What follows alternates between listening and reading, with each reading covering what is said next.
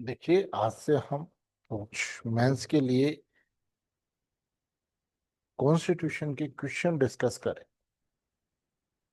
तो कॉन्स्टिट्यूशन के क्वेश्चन कहाँ कहाँ से बनते हैं? तो देखिए, सबसे पहले जो कॉन्स्टिट्यूशन के क्वेश्चन आते हैं, कहाँ से? कॉन्स्टिट्यूशन से।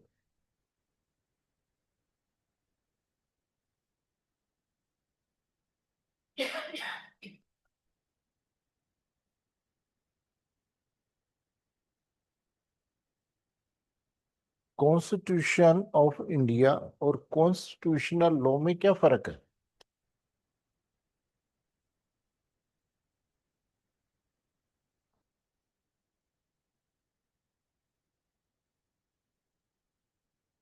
कॉन्स्टिट्यूशन ऑफ इंडिया और कॉन्स्टिट्यूशनल लॉ में क्या फर्क है?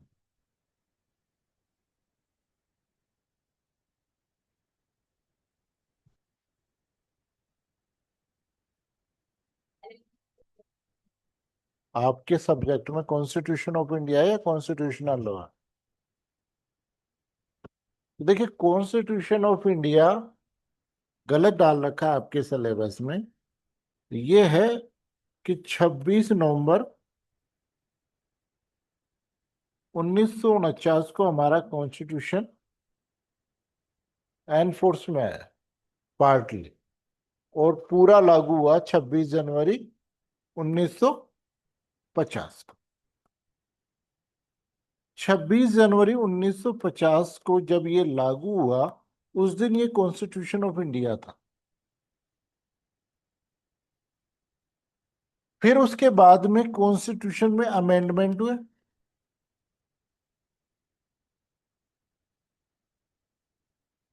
अमेंडमेंट हुए प्लस कॉन्स्टिट्यूशन का इंटरप्रिटेशन हुआ।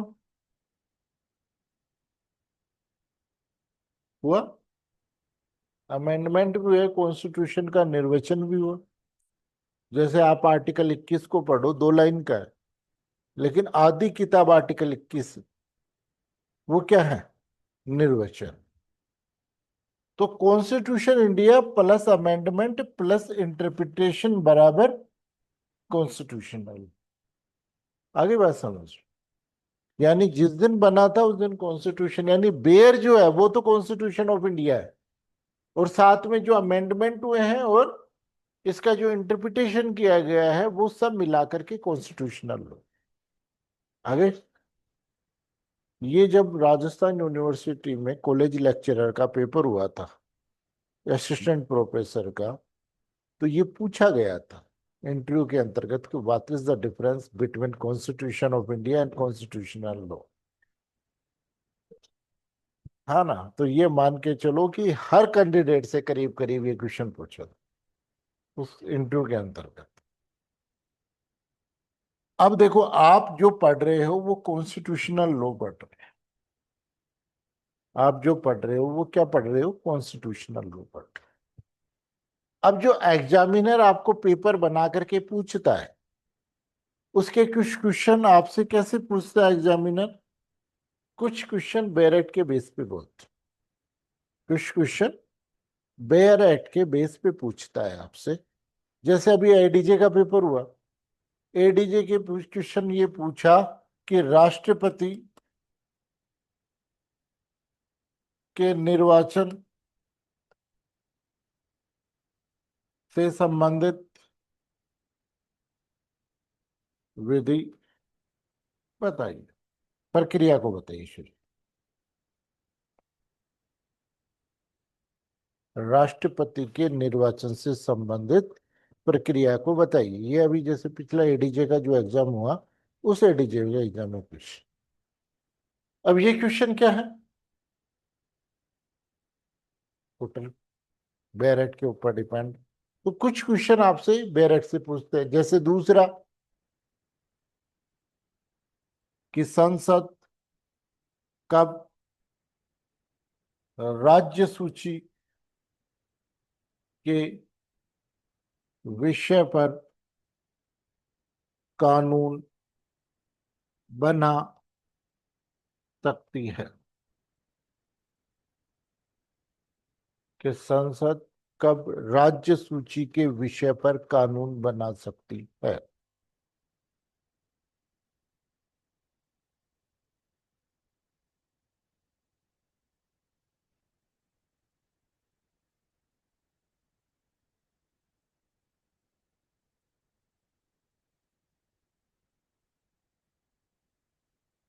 या फिर आपसे पूछ ले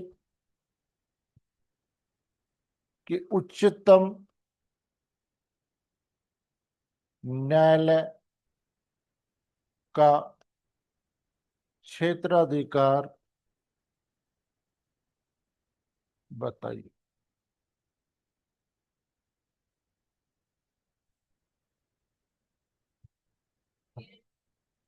तो ये क्वेश्चन है आपके केवल कहां पर? बेरेट के बेस पे, जो आपसे केवल बेरेट के बेस पे पूछेगा। दूसरा आता है पार्टली बेरेट, पार्टली इंटरप्रिटेशन। जैसे संविधान की उद्देशिका को बताइए। क्या संसद संविधान की उद्देशिका में संशोधन कर सकती है?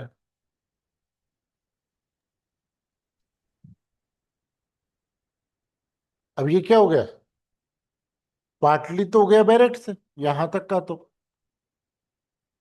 और यहां तक का किससे आ गया? इंटरप्रिटेशन। जैसे राज्य की परिभाषा बताइए।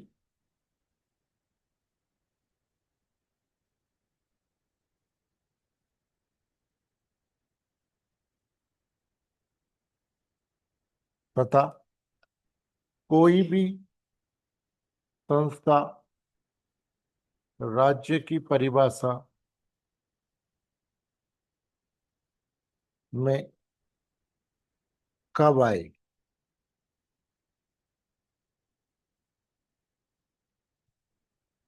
कोई भी संस्था संस्था राज्य की परिभाषा में कब आएगी?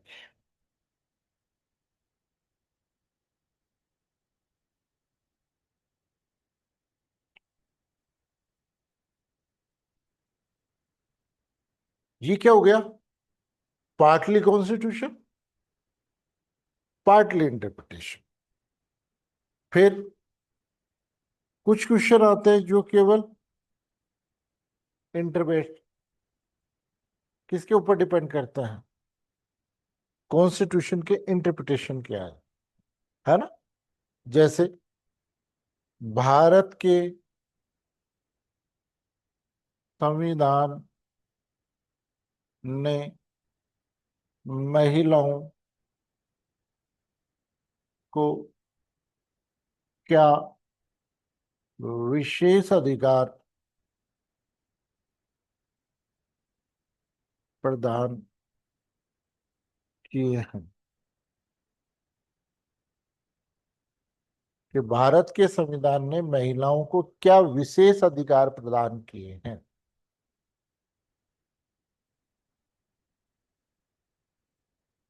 भारत का संविधान अभियुक्त को क्या संरक्षण उपलब्ध कराता है? भारत का संविधान अभियुक्त को क्या संरक्षण उपलब्ध कराता है? सातवां, भारत के संविधान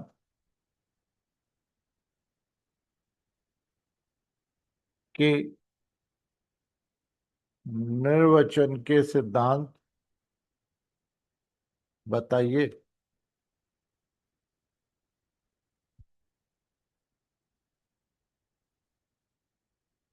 संविधान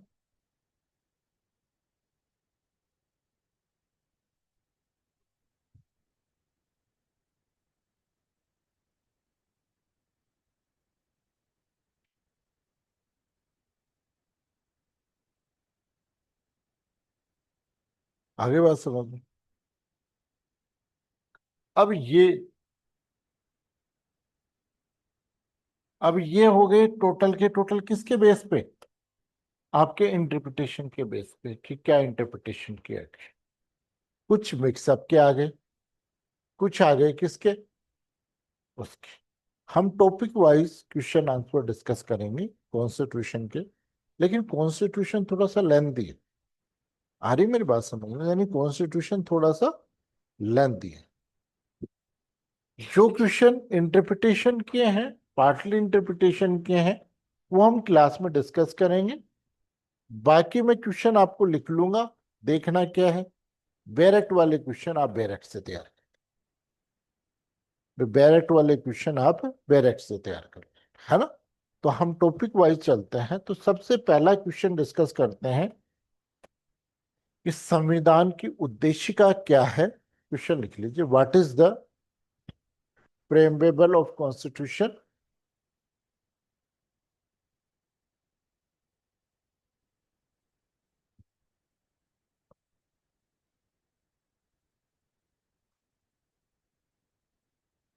और क्या संसद संविधान की उद्देशिका में संशोधन कर सकती है?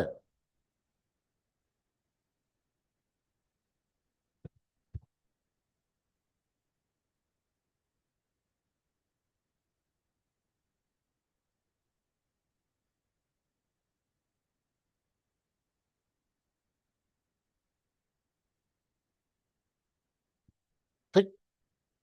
तो देखो, इस क्वेश्चन को जब उत्तर आप लिख रहे हो कि संविधान की उद्देशिका क्या है, तो सबसे पहले देखिए संविधान की उद्देशिका कि we people of the India,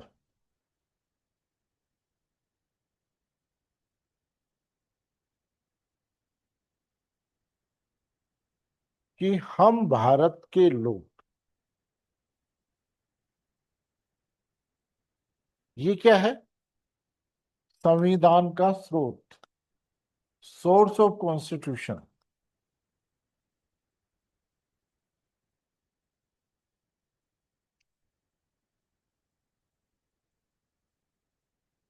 अगर आपसे पूछा जाए कि कॉन्स्टिट्यूशन का सोर्स क्या है,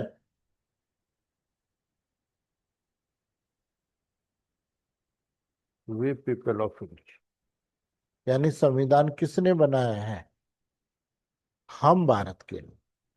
अगर संविधान का सोर्स बोले, अगर आपसे ये कोई पूछे कि संविधान की संप्रभुता, सॉवरेंटी किसमें निहित है, भारत की संप्रभुता किसमें निहित है? We people of India.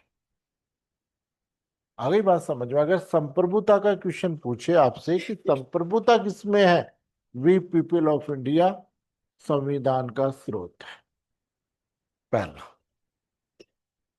दूसरा, कि हमने दृढ़ संकल्प होकर के, यानी दृढ़ संकल्प होकर के संविधान का नेचर जो स्वरूप बनाया,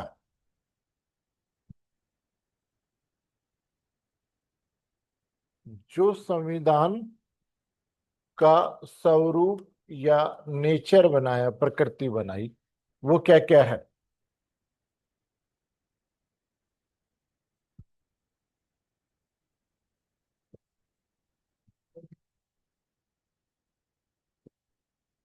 संपूर्ण प्रभुत्व संपन्न,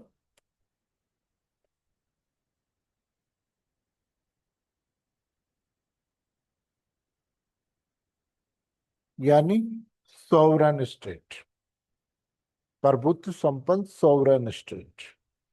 क्या होता है? क्या होता है भाई? संपूर्ण सॉवरन स्टेट किसे कहेंगे हम? अमेरिका ने अभी किया कि नहीं किया?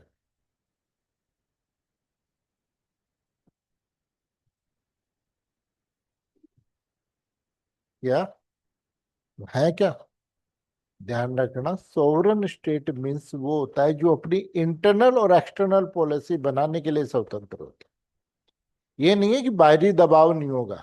हम यूएनओ के सदस्य हैं तो यूएनओ के दबाव में रहेंगे।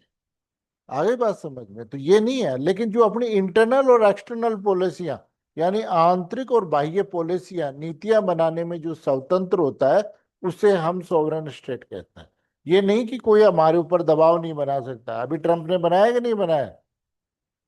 तो पहला हम क्या बता रहे हैं? संविधान का संपूर्ण प्रभुत्व संपन्न। दूसरा, समाजवादी पंथ निरपेक्ष। सोशल और सोशलिस्ट और सेक्युलर। समाजवादी पंथ निरपेक्ष। समाजवादी क्या होता है और पंथ निरपेक्ष क्या होता है?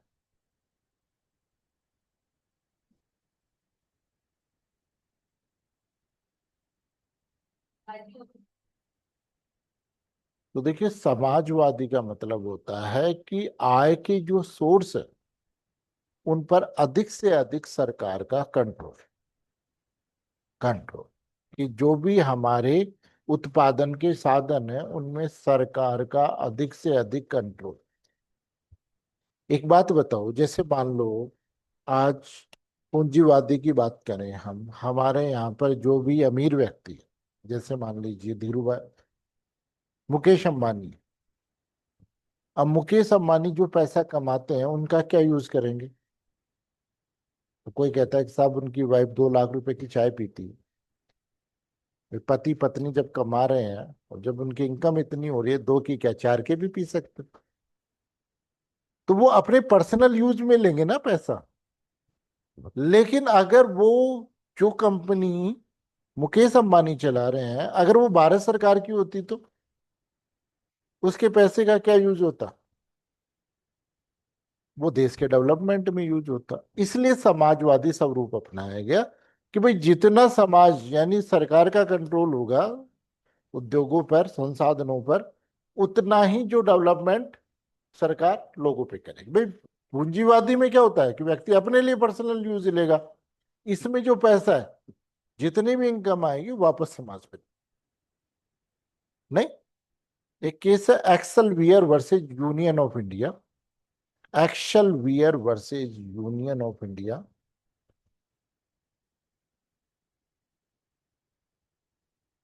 Versus Union of India. इसमें ये कहा सुप्रीम कोर्ट ने कि समाजवादी स्वरूप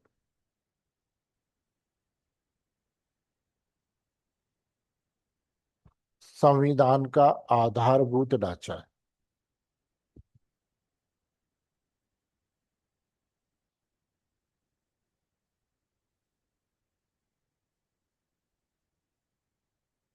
ठीक। फिर उसके बाद में पंथ निरपेक्षता का मतलब होता है कि राज्य का कोई धर्म नहीं होगा। पंथ निरपेक्षता का मतलब होता है राज्य का कोई धर्म नहीं होगा। किसका नाम? एस आर बोम्बैया वर्सेज भारत संघ। एस आर बोम्बैया वर्सेज भारत संघ, 1994 सुप्रीम कोर्ट।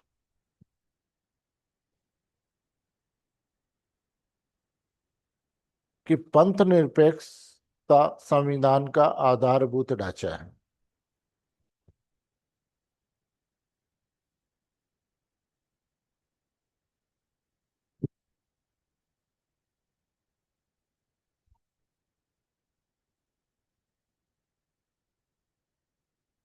दूसरा लिखिए, अरुणा राय वर्सेज भारत संघ। वर्सेज भारत संघ।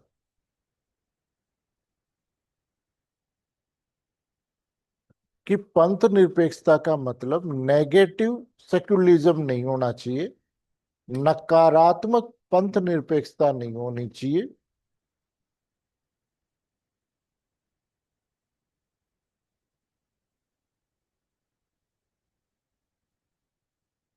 बल्कि पॉजिटिव सेक्युलरिज्म होना चाहिए। बल्कि सकारात्मक पंथ निरपेक्षता होनी चाहिए। अर्थात न्यायालय सभी धर्मों को समान रूप से संरक्षण देगा।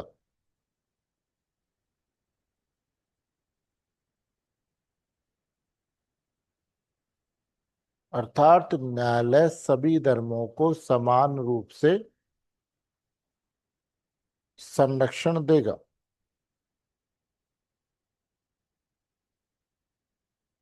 नकारात्मकता का मतलब हो गया कि ये स्टेट ये नहीं कह सकता कि हमने धर्म से कोई लेना देना ही नहीं है। वो कहेगा वो सभी धर्मों को क्या करेगा, संरक्षण देगा, प्रोटेक्शन देगा, है ना। हम क्या बना रहे हैं, संपूर्ण प्रभुत्व संपन्न समाजवादी पंथ निरपेक्ष। ये जो दो वर्ड है समाजवादी और पंथ निरपेक्ष, ये 42वें संविधान संशोधन द्वारा जोड़े गए। लोकतांत्रिक गणराज्य, डेमोक्रेटिक रिपब्लिक, डेमोक्रेटिक रिपब्लिक, लोकतांत्रिक गणराज्य। लोकतंत्र का मतलब होता है कि जनता की, जनता के लिए और जनता द्वारा चुनी हुई सरकार को हम लोकतांत्रिक सरकार कहते हैं। यानी जहां पर वोटों से सरकार चुनी जाती है उसे। और गणराज्य का मतलब होता है जिसका कॉन्स्टिट्यूशनल हेड का चुनाव होता है, वो गणराज्य। संवैधानिक प्रधान का जहां चुनाव होता है उस।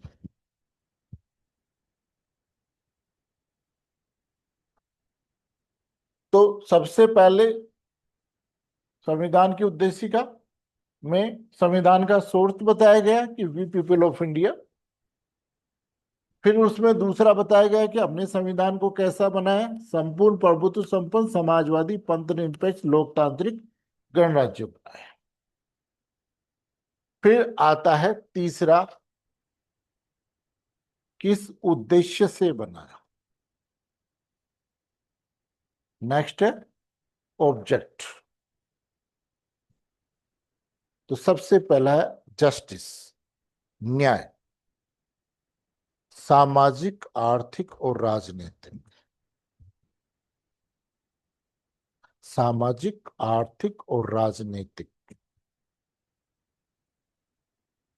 दूसरा स्वतंत्रता।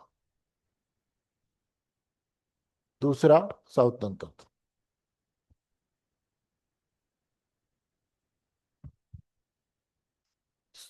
विचार अभिव्यक्ति।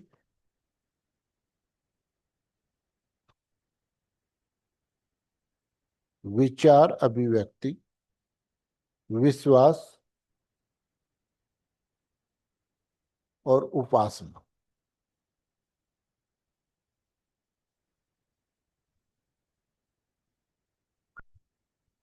फिर नेक्स्ट इक्विलिटी, समता, स्टेटस और अपॉर्चुनिटी, अवसर और प्रतिष्ठा की समता।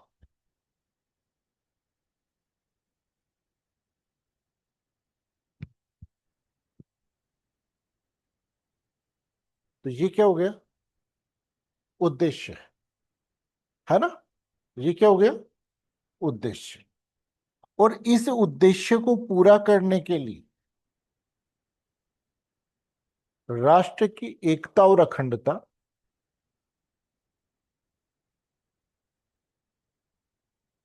राष्ट्र की एकता व अखंडता तथा व्यक्ति की गरिमा। राष्ट्र की एकता और अखंडता और व्यक्ति की गरिमा के बीच में सामंजस्य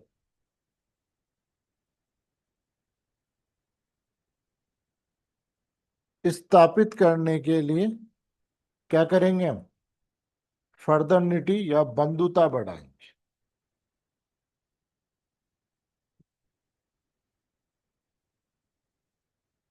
देश की एकता और अखंडता और व्यक्ति की गरिमा में सामंजस्य स्थापित करने के लिए हम क्या करेंगे?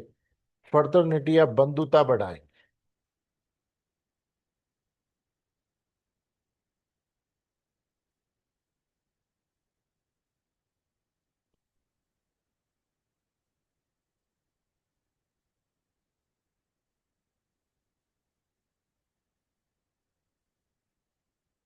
समझ में आया?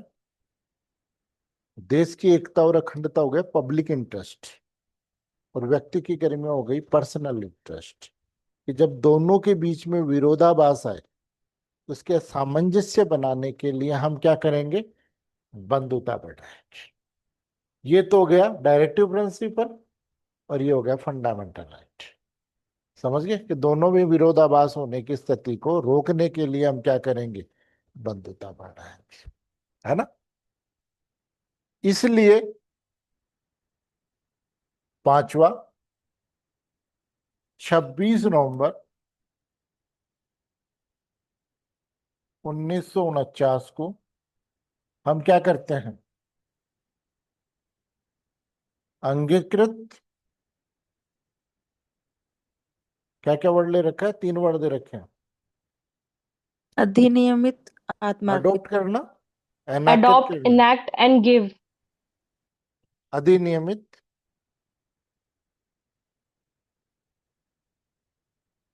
और तीसरा वर्ड दे रखा है आत्मार्पित।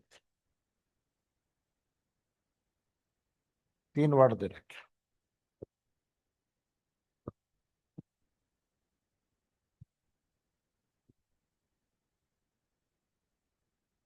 देखो, अंगीकृत का मतलब होता है अडॉप्ट करना। अडॉप्ट का मतलब हो गया कि भाई एक कॉन्स्टिट्यूशन की 4 पार्ट होते हैं। पहला एग्जीक्यूटिव, दूसरा जुडिशरी, तीसरा लेजिस्लेशन, और चौथा पर्सन। इन चारों के बारे में प्रोविजन कर दिया, तो यानी हमने इन्हें चारों के अंग बना दिए, अंगीकृत कर दिया, अडोप्टेड कर दिया। अधिनियमित का मतलब एनेकेट कर दिया, इसे हमने लिख दिया। और आत्मान्वित का मतलब होता है कॉन्स्टिट्यूशन को बनाया किसने? कॉन्स्टिट्यूशन को बनाया किसने? और स्वीकार कौन कर रहा है? स्वीकार कौन कर रहा है? हमने बनाया, हमने स्वीकार किया, इसको क्या बोलेंगे? आत्मार्पित। समझ गए? हमने बनाया अपनी आत्मा, यानी हमने बनाया और हमने ही स्वीकार कर लिया, ये क्या हो गया? आत्मार्पित। समझ गए? तो ये तो हो गई कॉन्स्टिट्यूशन की उद्देशिका। तो रटने के बजाय इन 4 पार्टों में बांट करके सीधा लिख देना। भाई रटने के बजाय 4 पार्टों में, 5 पार्टों में इनको बांट के और सीधा लिखने का कि ये कॉन्स्टिट्यूशन की उद्देशिका है। फिर उसके बाद में केस का नाम लिखिए। कौन सा? केशवानंद भारती वर्सेज केरल राज्य।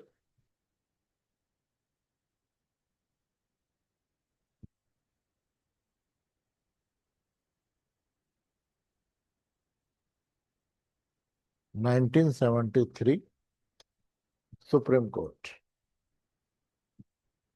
इस केस में सुप्रीम कोर्ट ने यह कहा कि संसद संविधान की उद्देशिका में संशोधन कर सकती है।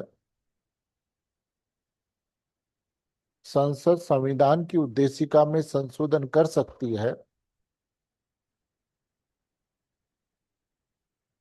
लेकिन इस प्रकार नहीं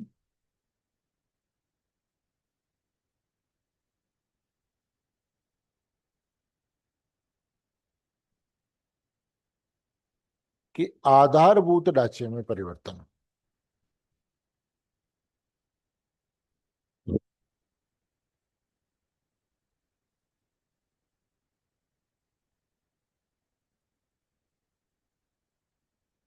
आगे बात। तो ये आपके क्वेश्चन का क्या हो गया? उत्तर। नेक्स्ट लिखिए। ये उद्देशिका से हो गया। नेक्स्ट क्वेश्चन आपसे पूछता है, एक छोटा क्वेश्चन लिखवा रहा हूं। कि संविधान में अखंडता या इंटीग्रिटी से संबंधित प्रावधान कहाँ दिया हुआ है?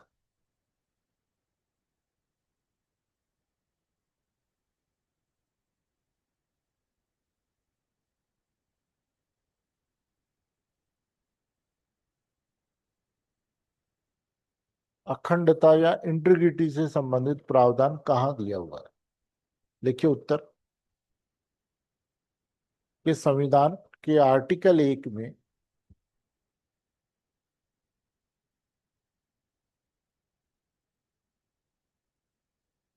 एक में शब्द या वाक्यांश लिख लीजिए, वाक्यांश स्टेटमेंट है ना, कि भारत अर्थात इंडिया राज्यों का संघ होगा। राज्यों का संघ होगा, यह संविधान में अखंडता से संबंधित प्रावधान है।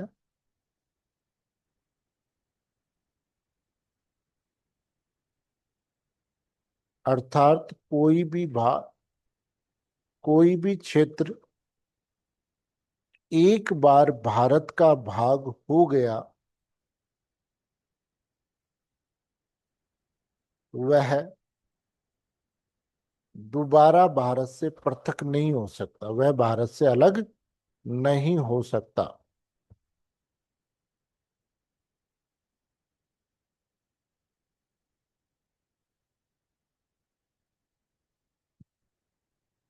देखो, अमेरिकन कॉन्स्टिट्यूशन में दो वर्ड है, फेडरल ऑफ स्टेट्स, यानी 10 स्टेट थे इकट्ठे हुए, उन्होंने फेडरल ऑफ स्टेट्स बनाया, यानी परिषद, जिसमें यह था कि भाई जब तक हमारी चलती है तब तक चलेगी, नहीं तो हम अलग अलग हो सकते हैं।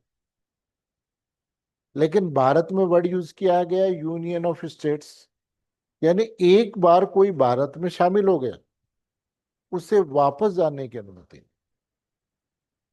ठीक। जैसे अरुणाचल प्रदेश ने भारत को चिट्ठी लिखी कि भाई हम भारत में शामिल होना चाहते हैं। उस वक्त भारत की प्रधानमंत्री थी श्रीमती इंदिरा गांधी। जब चिट्ठी मिली तो उन्होंने लगा कि भाई अगर हम शामिल कर लेंगे तो चाइना से युद्ध भी करना पड़ सकता है। इसलिए उन्होंने उसे शामिल करने के बजाय उप स्टेट बनाया, सब स्टेट बनाया, 35वां कॉन्स्टिट्यूशनल अमेंडमेंट पास करे। फिर साल भर तक कोई दिक्कत नहीं आई, क्योंकि उन्हें लगा कि अगर चाइना से युद्ध हो गया तो हम छोड़ देंगे, क्योंकि अभी भारत का पार्ट तो हुआ ही नहीं, लेकिन भारत का पार्ट हो गया तब तो लड़ना पड़ेगा। फिर साल भर तक कोई नहीं आया तो 36वें कॉन्स्टिट्यूशनल से हमने पूर्ण राज्य का दर्जा दे दिया। आगे बात समझ में? तो ये प्रोविजन कहाँ दे रखा है? आर्टिकल फर्स्ट के अंतर्गत दे रखे हैं। ये जेलों में पूछा हुआ है कि भारत के संविधान में अखंडता से संबंधित, कोई कॉन्स्टिट्यूशन की प्रेम्बेबल से बता रहा है, कोई कहां पर, वहां पर है ना। तो अखंडता से संबंधित प्रावधान कहाँ दे रखा है? आर्टिकल फर्स्ट के अंतर्गत, है ना। ठीक है, बाकी फिर अपन कल कर